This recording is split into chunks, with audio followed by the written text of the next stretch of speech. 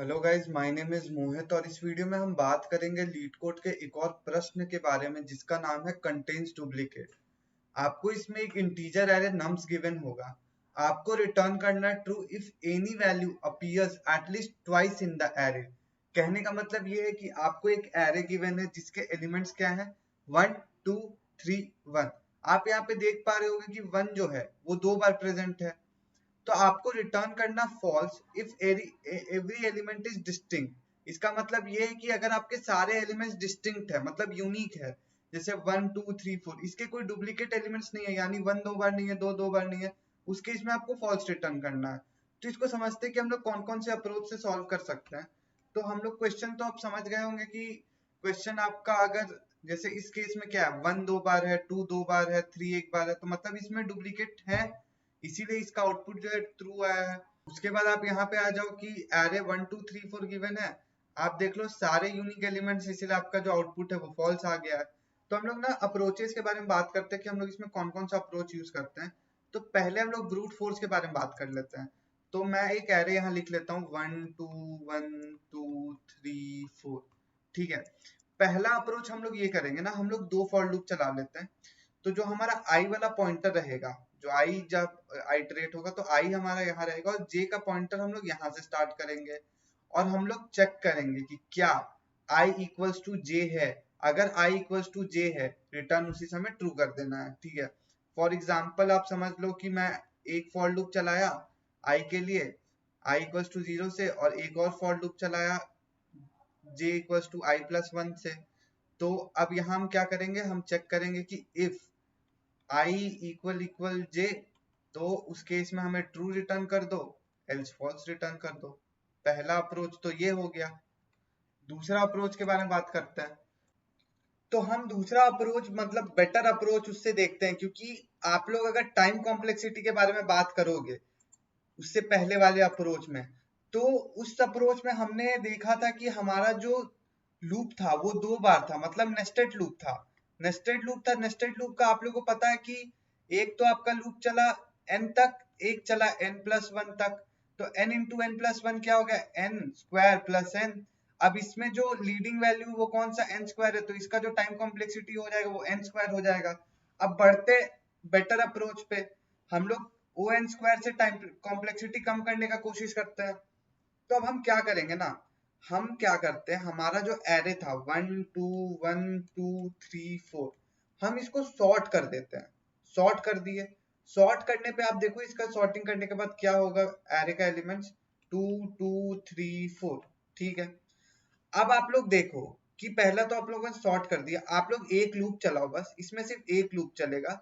और आप क्या करो, आप चेक करो कि क्या आई अगर इक्वल इक्वल आई प्लस 1 है, उसके मतलब क्या है, वो कंटेन्स डुप्लीकेट है उसके अंदर, मतलब उसके अंदर डुप्लीकेट है प्रेजेंट। इसका मतलब उसको ट्रू फॉल्स कर दो। और अगर ऐसे पूरे आइटरेट करोगे, जब यहाँ आओगे फिर यहाँ आओगे, अगर पूरे एरे में आपको नहीं मिलता तो अगर एल्स केस में आप फॉल्स प्रिंट कर दो। तो इसका हम टाइम कॉम्प्लेक्सिटी के बारे में बात करते हैं। तो जो सॉर्ट करने का टाइम कॉम्प्लेक्सिटी होता है वो O of n log n होता है, और जो आपका एक लूप चला वो प्लस n। अब लीडिंग वैल्यू कौन सा, ओ एन लॉग एन, तो इसका जो ओवरऑल टाइम कॉम्प्लेक्सिटी हो जाएगा वो हो जाएगा ओ ऑफ एन लॉग एन। अब हम लोग क्या करते हैं, ऑप्टिमल अप्रोच के बारे में बात करेंगे। हम लोग time complexity O N log N से भी कम करने का कोशिश करते हैं, आते ऑप्टिमल अप्रोच के पे। तो ऑप्टिमल अप्रोच पे हम बात करेंगे हैश मैप्स का। हैश मैप, इसमें हम यूज करेंगे अनऑर्डर्ड सेट।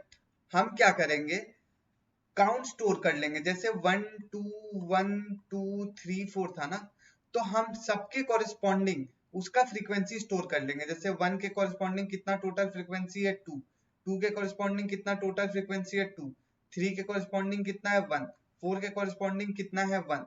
अब हम जब अनऑर्डर्ड, सॉरी यहाँ पे मैप हम लोग स्टोर करेंगे, सेट नहीं करेंगे, क्योंकि सेट में तो यूनिक वैल्यूज आ जाएगा। तो यहाँ पे हम लोग क्या करेंगे, हम लोग देखेंगे कि क्या हमारा जो मैप का सेकंड वैल्यू है, क्या वो ग्रेटर देन या इक्वल्स टू 2 है। उस केस में हम क्या बोल देंगे कि भैया उसके अंदर डुप्लीकेट है, उसके लिए आप ट्रू प्रिंट कर दो। अगर उसका वैल्यू 2 या 2 से ज्यादा नहीं है तो उस केस में आप फॉल्स प्रिंट कर दो। ठीक है, तो आई होप कि आप लोग को समझ आ गया होगा। इसका टाइम कॉम्प्लेक्सिटी के बारे में बात करें तो आप समझो कि अनऑर्डर्ड मैप में अगर हम लोग कुछ भी डेटा डालते हैं या कुछ भी करते हैं तो उसका जो टाइम कॉम्प्लेक्सिटी होता है वो O ऑफ n होता है, ठीक है। और आप जब इसको क्या करोगे, आप जब इसका जो लूप चलाओगे, जो एक आपको लूप चलाना होगा ना, 2 फॉर लूप, तो एक बार आपको फ्रीक्वेंसी स्टोर करने के लिए, एक बार आपको चेक करने के लिए ये वाला कंडीशन, तो O N plus O N that is equals to O of 2n that is equals to O of n। तो ओवरऑल टाइम कॉम्प्लेक्सिटी इसका होगा On। तो हम लोग अपना ऑप्टिमल अप्रोच भी खोज लिए। तो गाइज आ जाते हैं अपने कोड पे। तो हम लोग सबसे पहले देखेंगे कि सारे अप्रोचेस जो हमने यूज करे हैं, जो हमने आपको बताया है, वो हम कैसे यहाँ पे इम्प्लीमेंट करेंगे। तो मैंने आपको पहले अप्रोच पे क्या बताया था कि 2 फॉर लूप लेना है, और 2 फॉर लूप लेके आपको क्या करना है, उसके अंदर आपको चेक करना कि क्या nums of I equals to nums of j है। उस केस में आप रिटर्न ट्रू कर दो, नहीं तो आप रिटर्न फॉल्स कर दो। तो पहला फॉर लूप ले लिया हमने, दूसरा फॉर लूप ले लेते हैं। int j equals to I plus 1, j is less than nums dot size, और उसके बाद यहाँ पे क्या आ गया, j प्लस प्लस हो गया। उसके बाद हम लोग अंदर आ जाते हैं, हम लोग बोलेंगे कि if nums of I equal nums of j, उस केस में आप क्या रिटर्न कर दो, ट्रू रिटर्न कर दो। एल्स क्या रिटर्न कर दो, एल्स केस में रिटर्न कर दो फॉल्स को। एंटर करा, रन करेंगे। तो गाइज ये देखो, ये आपका एक्सेप्ट हो गया है। तो गाइज हम लोग सबमिट करके देखते हैं। तो गाइज आप यहाँ पे देख पा रहे हो कि यहाँ पे आपका टाइम लिमिट एक्सीड हो गया। अब टाइम लिमिट एक्सीड क्यों हुआ, क्योंकि ये जो आपका नेस्टेड लूप है, अगर बहुत लार्ज डेटा सेट के लिए होगा तो उस केस में क्या होगा, आपके बहुत सारे नंबर ऑफ कंपैरिजन हो जाएंगे। उसकी वजह से क्या होगा, आपका जो परफॉर्मेंस है वो डिक्रीज हो जाएगा। टाइम कॉम्प्लेक्सिटी बढ़ चुका है इस केस में, अगर बहुत सारे एलिमेंट्स है टाइम भी बहुत ज्यादा लगेगा, इसीलिए टाइम लिमिट एक्सीड हो गया है। तो हम लोग इसके लिए, और जो हमने दूसरा अप्रोच, बेटर अप्रोच देखा था, हम लोग अब उसको कोड करके देखते कि क्या उस केस में हमारा टाइम लिमिट एक्सीड हो रहा है कि नहीं हो रहा है। तो हम लोग क्या करेंगे, अब हम लोग सबसे पहले मैंने आपको बोला था कि हम सॉर्ट करेंगे। किसको सॉर्ट करेंगे, nums डॉट बिगिन से लेकर nums डॉट एंड तक सॉर्ट कर दिया। उसके बाद हम क्या करेंगे, फॉर लूप चलाएंगे। फॉर लूप चलाएंगे कहां से, int I equal 0, I is less than nums dot size I plus plus। If nums of I equal nums of I plus 1, ठीक है। इस केस में आपको क्या रिटर्न करना है, अब यहाँ पे आप लोग else क्या रिटर्न करना है, else रिटर्न करना है आपको false। अब मैं इस केस में ना एक गलती किया हूं, आई होप आप लोग पकड़ लिए होंगे वो गलती ये है कि आप यहाँ पे देखो कि मैंने जो चेक करा कंपैरिजन, वो मेरा I प्लस 1 से हो रहा है। तो जब आपका I आखिरी एलिमेंट पे चले जाएगा तो I प्लस 1 वाला एलिमेंट तो है ही नहीं, वो तो आउट ऑफ बाउंड चले जाएगा। उस केस में हमारा रन टाइम एरर आ जाएगा। तो आपका जो एरे आइटरेट होगा वो कहां तक होगा, nums डॉट साइज -1 तक, मतलब n-2 पे हमारा एलिमेंट रहेगा और n-1 पे हमारा पहला कंपैरिजन, लास्ट कंपैरिजन चेक होगा। तो हम लोग क्या करेंगे, अब रन करके देखते हैं।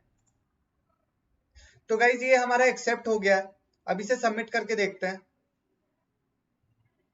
तो गाइज ये एक्सेप्ट भी हो गया है। तो ये तो हो गया आपका दूसरा अप्रोच, जो हमने ऑप्टिमल अप्रोच के बारे में बताया था।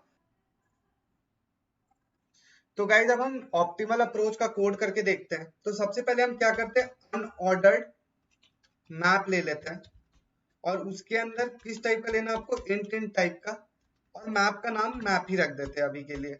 उसके बाद हमें क्या करना है, हम चाहते हैं कि हम अपने नम्स के अंदर जो भी आपका एरे है उसके अंदर कितने एलिमेंट्स कितनी बार आ रहे हैं, कितना ऑकरेंस है उनका, उसका फ्रीक्वेंसी काउंट कर लेंगे मैप के थ्रू। तो हम क्या करते हैं, अब हमें पूरा मैप का आइटरेटर वाला फंक्शन सिंटेक्स लिखने से अच्छा ऑटो कीवर्ड यूज कर लो, ऑटो आई नम्स।